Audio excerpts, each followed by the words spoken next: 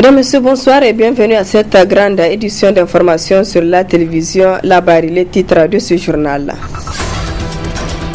Visite ce matin du ministre de la Santé publique sur le site réservé à la prise en charge des malades de la méningite au niveau de Niamey.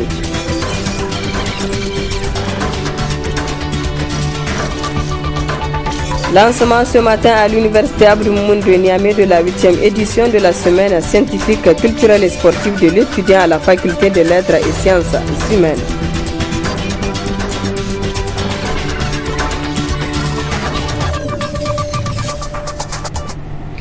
Mesdames, Messieurs, une fois de plus, bonsoir. Sachez tout d'abord que le ministre de l'Intérieur vient d'annoncer officiellement le bilan provisoire de l'attaque de l'île de Karamga le samedi 25 avril dernier par la secte Boko Haram. Côté FDS, 46 morts, 9 blessés et 32 disparus. Côté ennemi, 156 terroristes tués, 28 habitants de l'île de Karamga assassinés. Nous y reviendrons plus en détail dans nos prochaines éditions. Une autre brève encore, dans un communiqué de presse publié aujourd'hui, Michael Jean, secrétaire général de la francophonie, a condamné énergiquement la violente attaque de Boko Haram, une attaque perpétrée le 25 avril contre des militaires nigériens sur l'île de Karamga. Michael Jean, qui s'est entretenu avec le président Issoufou au téléphone, lui a fait part de ses condoléances pour les dizaines de soldats nigériens morts pendant l'offensive et a salué la bravoure des militaires qui ont repris le contrôle de l'île. Michael Jean a martelé que la francophonie va continuer de mobiliser ses États et gouvernements pour faire de la lutte contre le terrorisme une priorité conformément à la déclaration de Dakar. Une autre brève, toujours nouvelle attaque de Boko Haram. Des membres du groupe Boko Haram ont encore frappé hier soir lundi en territoire nigérien. Cette fois-ci, c'est le village de Bandi à 47 km à l'est de Difa qui a été visé. Bilan provisoire, 1 mort, 3 blessés, tous des civils évacués sur Difa. Les assaillants ont pillé du commerce pour subtiliser des vivres avant de s'évanouir dans la nature. Je le disais dans les titres, visite ce matin du ministre de la Santé publique sur le site réservé à la prise en charge des malades de la méningite au niveau de Niamey. Une visite pour s'enquérir des conditions d'hospitalisation des malades et l'ampleur de l'épidémie. Le point de cette visite avec Adam Soumana et Ibrahim Abdou. Constater de visu l'ampleur de l'épidémie de la méningite et les mesures prises pour y faire face au niveau de la capitale, tel est l'objectif assigné à cette visite du ministre en charge de la santé publique, accompagné pour la circonstance par le gouverneur de la région et ses collaborateurs. Une visite qui a permis au ministre d'avoir d'amples explications sur le fonctionnement de ces sites d'isolement pour maladies contagieuses que constituent ces lazaretts. Depuis le 22 mars, nous enregistrons des cas qui sont confirmés au niveau des CSI, au niveau de l'hôpital national et qui sont acheminés ici pour leur isolement et pour leur prise en charge. Et la prise en charge consiste à faire l'injection de Ceftri pendant 5 jours si c'est des adultes, 1 semaine pour les enfants et a priori au bout de ces 5 jours de traitement, le malade guérit et il est libéré. Au niveau de ce site, de l'ouverture à maintenant, nous avons enregistré environ 1400 patients, environ 70 décès. C'est des patients souvent qui viennent à un stade tardif, qui décèdent les 10 à 15 minutes après leur admission. Dans la lutte contre cette épidémie, le Niger peut fort heureusement compter sur l'appui de plusieurs partenaires aux moyens très sophistiqués. Nous intervenons pour traiter les cas qui arrivent. Nous soulageons ainsi les hôpitaux et puis le CERMES. Voilà, donc ici on fait directement les états frais jusqu'à la culture, ce qui permet directement d'orienter le traitement ici, avant que ça n'arrive au niveau de référence, notamment au CERMES pour faire la PCR et confirmer le cas, quoi. Je suis venue à Niamey à la demande de la directrice régionale de l'OMS pour l'Afrique qui m'a demandé de venir voir la situation, de venir apporter notre appui au gouvernement pour leur dire toute notre disponibilité pour les accompagner dans la lutte contre cette épidémie. Au vu de l'ampleur que prend la méningite dans la région de Niamey, comme l'on peut le constater sur ce site, le gouvernement a pris des mesures visant à renforcer la capacité d'accueil de ce site où, il faut le souligner, le soin est gratuit. Le comité exécutif du CS Kwarakano a décidé de suspendre les cours au niveau du dit établissement à compter de ce jour, mardi 28 avril. À travers cette décision, le comité exécutif entend amener les autorités à vacciner les élèves du CS Kwarakano qui, contrairement aux autres établissements scolaires de Niamey, attendent toujours le démarrage d'une campagne de vaccination contre cette maladie. Le compte rendu de Souleymane Barma et Aboubakar Sele. L'attente des équipes de vaccination de lutte contre l'épidémie de méningite qui sévit à Niamey semble être longue pour les élèves du CS Kwarakano.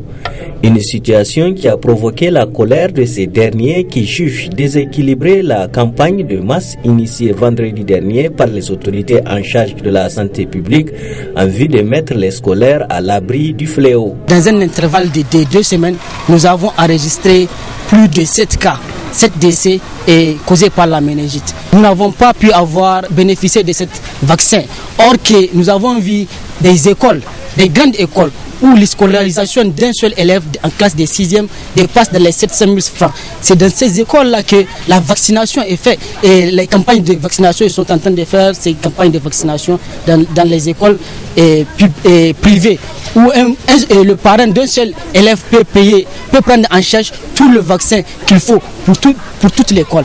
En attendant la réponse à leurs préoccupations, les élèves du CS Kwarakano ont décidé de boycotter les cours. Nous, les membres du CS Kwarakano, du comité exécutif, nous avons décidé d'arrêter les cours, de ne plus prendre les cours tant que les élèves du CS Kwarakano ne sont pas vaccinés du 6e au terminal. Et c'est parce que ils nous ont dit que c'est de 2 ans à 15 ans. Or ici au CS Kwarakano, on a enregistré jusqu'à 2 cas et donc tous les décès et tous les camarades qui ont décédé ont plus de 22 ans. Et même en première, ils ont dit de 15 ans. Même en première, nous avons des élèves qui ont 15 ans, plus de 40 élèves, dont moi je peux monter. Et cette situation, nous avons dit que tant que l'État ne prend pas ses responsabilités par rapport à cette situation qui prévaut au sein de notre établissement, nous n'allons plus prendre cours. Et ce matin, j'ai demandé à tous les élèves de cette école de ne plus revenir. Ça s'arrête point barre ici. Sans vaccin, il n'y aura pas cours. Le CS Kwarakano est situé au 1er arrondissement communal de Niamey, déclaré par les autorités en charge de la santé parmi les 3 districts en épidémie à Niamey. Autre aspect de ce journal, le rôle et mission de l'inspection générale dans la gouvernance du secteur de la sécurité. Tel est le thème d'un atelier de renforcement des capacités organisé ce mardi à Africa Hall à l'intention des forces de défense et de sécurité. Un atelier qui s'inscrit dans le cadre du programme Sahel et l'exécution de l'initiative Gouvernance, Sécurité, Droits humains mise en œuvre par le Centre pour le contrôle démocratique des forces armées Genève et le NDI sous financement du Danemark et de la Norvège. Le compte rendu de Michel Deji et Sadou Demi.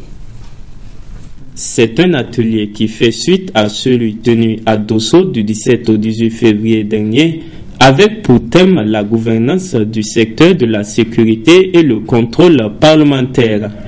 Un séminaire de sensibilisation qui vise à promouvoir la communication dans le domaine de la sécurité. La communication interne et externe, comme vous le savez, est l'un des principaux piliers qui garantit la transparence et la bonne gouvernance institutionnelle. Ces thématiques qui feront l'objet de l'atelier qui nous réunit sont des volets qui occupent une place importante dans les domaines couverts par le DICAF, dans la sous-région et dans le monde. En effet, le Centre pour le contrôle démocratique des forces armées, le DICAF en sigle, a pour mission de promouvoir la bonne gouvernance et la réforme du secteur de la sécurité. Et par réforme, je veux dire la transformation la modernisation et le développement du secteur de la sécurité. En mettant en place, en appuyant les partenaires à mettre en place des mécanismes qui visent la promotion de la sécurité, l'état de droit et par là même le développement. Des appuis hautement salués par le représentant du ministre de l'Intérieur à l'ouverture des travaux. Je conviens avec le Centre pour le contrôle démocratique des forces armées que l'enracinement d'une culture démocratique au sein des forces de sécurité est une nécessité et que la gouvernance du secteur de la sécurité doit viser l'amélioration, l'efficacité et la légitimité des institutions publiques avec la garantie pour le citoyen d'exercer librement ses droits. Il s'agit alors de soumettre toutes les composantes des forces de défense et de sécurité à un contrôle démocratique opéré aussi bien par l'État que par le Parlement, la société civile, les médias, etc. Au cours de cet atelier d'une journée, les différents acteurs participants auront à échanger avec des experts en la matière dans le but de contribuer à rendre leurs institutions de sécurité respectives plus efficaces en termes de gouvernance démocratique. Lancement ce matin à l'université Abdou Moumoun de Niamey de la 8e édition de la semaine scientifique, culturelle et sportive de l'étudiant à la faculté des lettres et sciences humaines. Le thème pour cette année est problématique de la lutte contre le terrorisme pour une paix durable au Niger. Quel apport de l'étudiant à la faculté des lettres et sciences humaines? Le compte rendu de Nasser Dantoufou. Cadre de retrouvailles, d'échanges et de réflexion entre les étudiants, la semaine scientifique, culturelle et sportive de l'étudiant est une activité d'une envergure importante. Pour cette 8e édition, le thème retenu est problématique de la lutte contre le terrorisme pour une paix durable au Niger. Quel apport de l'étudiant à la faculté des lettres et sciences humaines? Ce thème trouve toute sa légitimité au regard de la situation sécuritaire qui prévaut dans la sous-région en général et dans notre pays en particulier. En effet, de la crise libyenne au mouvement des djihadistes au Mali, comment perdre de vue aux attaques et massacres orchestrés par le groupe terroriste Boko Haram au Nigeria et ses voisins, dont notre cher pays, le Niger. Face à tous ces paramètres, pour assurer notre propre survie, il faut que nous, Africains en général et Nigériens en particulier, nous prenions notre destin en main et assumions toutes nos responsabilités. C'est certainement dans le but d'apporter notre pierre à l'édifice, pour mettre fin à ces forces maléfiques que nous avons centré nos réflexions sur ces thèmes. L'organisation de cette édition intervient dans un contexte difficile pour la faculté. La faculté des lettres et sciences humaines, contrairement à sa tradition antérieure, connaît un retard criard dans pratiquement tous les départements. Cela constitue des conséquences directes de l'absentéisme de certains enseignants et surtout l'insuffisance notoire des ressources humaines telles que les enseignants-chercheurs, les agents de la scolarité et les manœuvres. Il est alors grand temps que les autorités académiques songent de façon urgente à un recrutement massif de ces ressources indispensables au bon fonctionnement de l'université. Il faut noter aussi les caractères de plus en plus catastrophiques des résultats académiques qui sont devenus monnaie courante. Pour s'en convaincre, il suffit de faire un tour au tableau d'affichage pour se rendre compte des massacres académiques auxquels nos camarades sont exposés. Le doyen de la faculté, présent à cette cérémonie, a d'abord salué le choix du thème de cette 8e édition avant de rassurer les étudiants qu'il prendra en compte les préoccupations qui ont été soulevées. Les militants du SINASEB du 4e arrondissement de la capitale étaient en assemblée générale extraordinaire ce matin à l'école primaire Sahel de Gamkali. Une déclaration a sanctionné cette rencontre présidée par le secrétaire général du SINASEB 4e arrondissement de Niamey. Le résumé de cette déclaration avec Adam Soumana et Ibrahim Abdou. La vaccination partout et pour tous. Cette sortie médiatique des agents contractuels et fonctionnaires de l'enseignement de base du 4e arrondissement de la capitale vise pour ces derniers à se pencher sur la situation sociopolitique et académique. De prime abord, ces enseignants ont témoigné de leur compassion et soutien aux forces de défense et de sécurité et populations éplorées par les attaques perpétrées par Boko Haram à l'est du pays.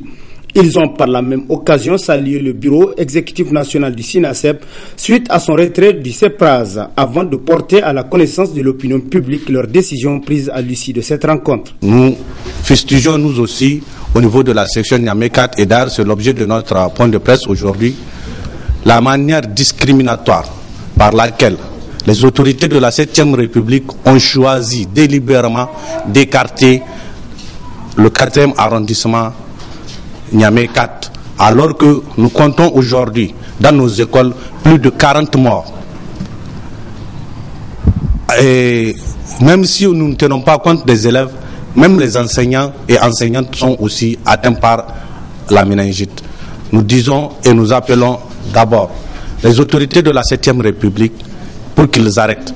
Ils disent qu'il faut, c'est pas 10 décès sur 100 pour que l'on déclare la zone épidémiologique.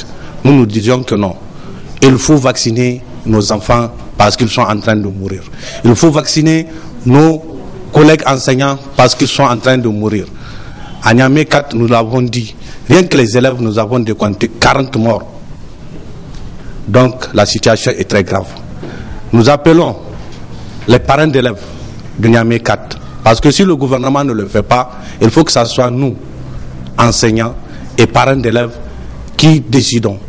En tout cas, nous, pour ce qui nous concerne, nous allons demander à nos militants et militantes de rester à la maison tant que cette situation ne sera pas réglée. Tant qu'il n'y aura pas de vaccin au niveau de Niamey 4, en tout cas, il n'est pas question assez que nos militantes et militants aillent s'exposer à l'épidémie de la méningite.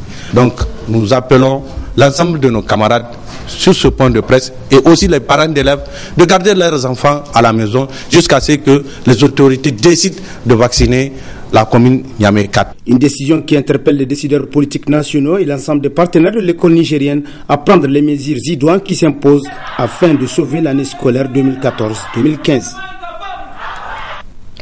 Le syndicat des agents des collectivités territoriales du Niger a rendu public ce matin une déclaration.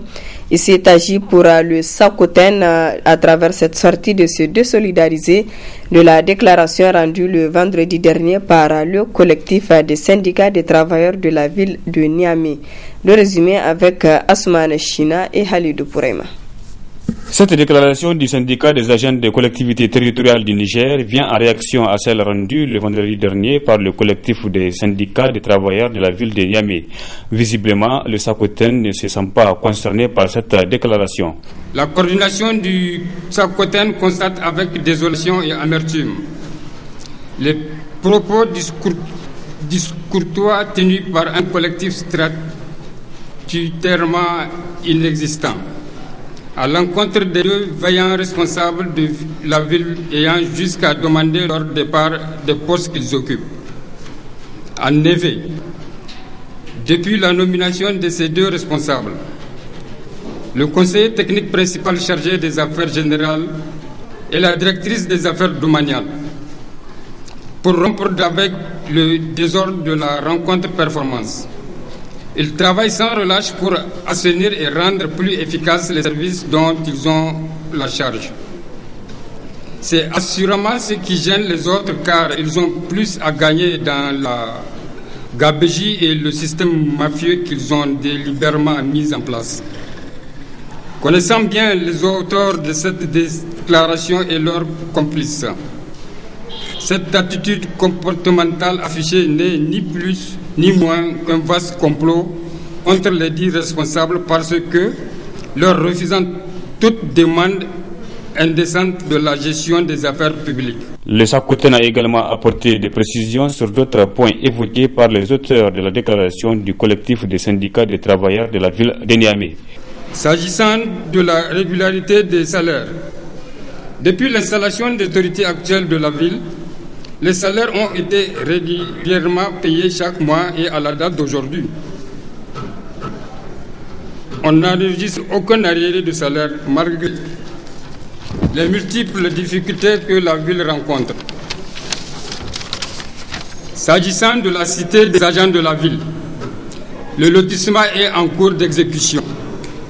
Convenez avec nous que les parcelles qui en seront ici ne pourrait faire l'objet d'attribution qu'à la fin du lotissement. Quoi de plus logique? Certains parlent de cité, d'autres pour des raisons de spéculation parlent de parcelles.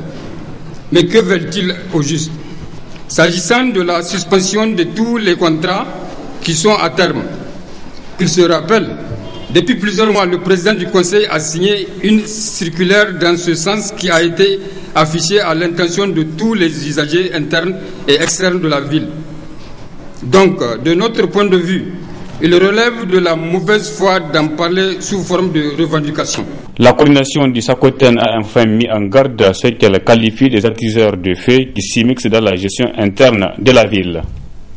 Je le disais tout à l'heure, le ministre de l'Intérieur vient d'annoncer officiellement le bilan provisoire de l'attaque de l'île de Karamga le samedi 25 avril dernier par la secte Boko Haram.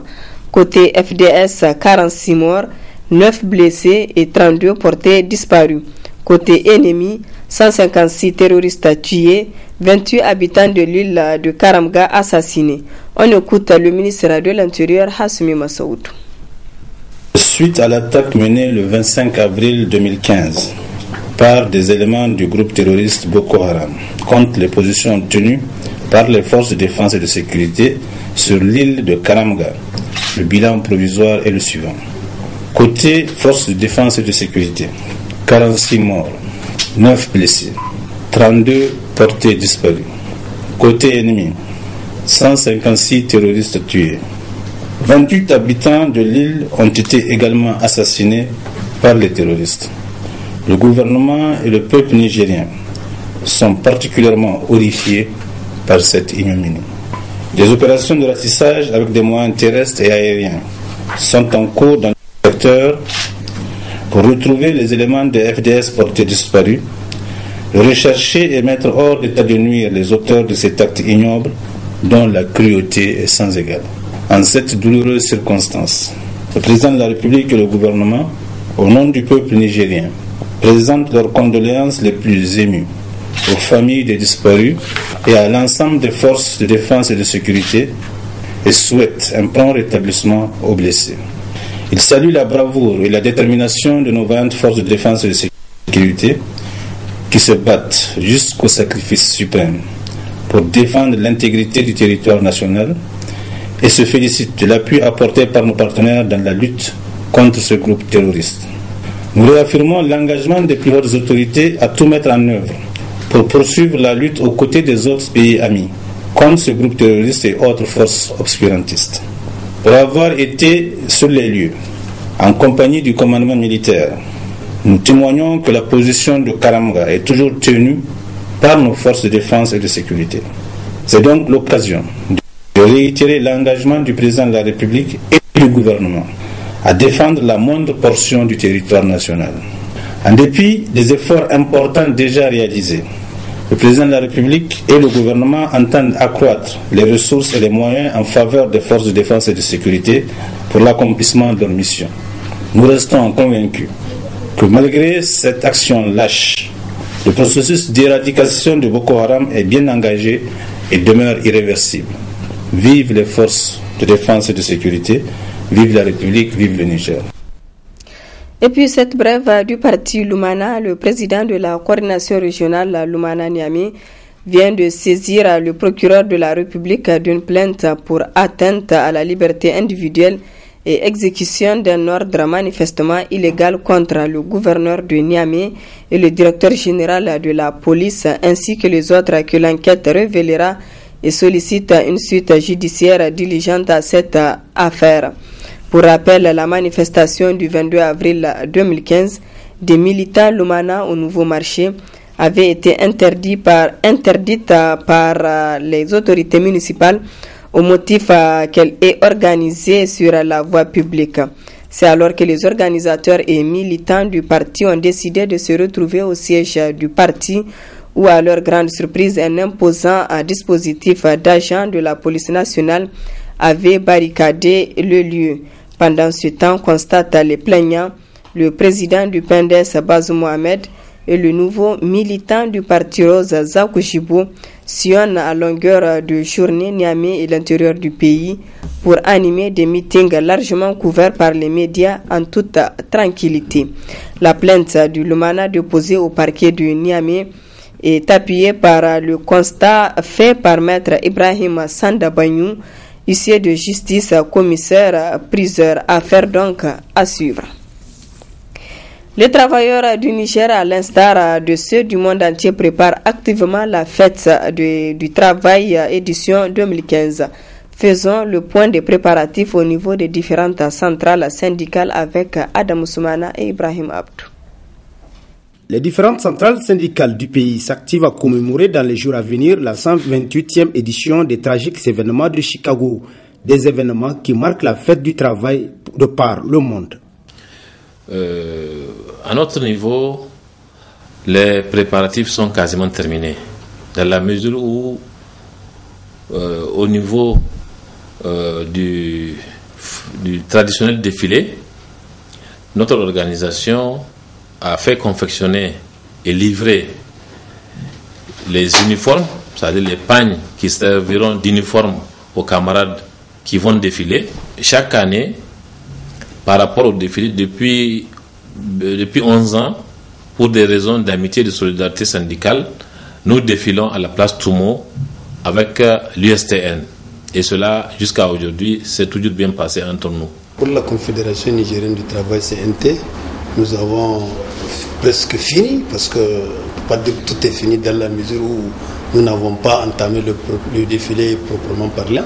Mais s'agissant des pagnes que nous imprimons chaque année, ils sont disponibles et déjà tout a été dispatché aux syndicats affiliés et dans les régions. Donc concernant le discours qui sera prononcé par le secrétaire général national confédéral, aussi tout est prêt et ça a été aussi distribué aux syndicats affiliés et dans les régions pour la cause. Nous pouvons dire que nous sommes pas fin prêts, mais nous sommes prêts quand même. Et vous savez, au niveau de l'USTN, à l'occasion de cette fête-là, nous mettons en place 3 comités.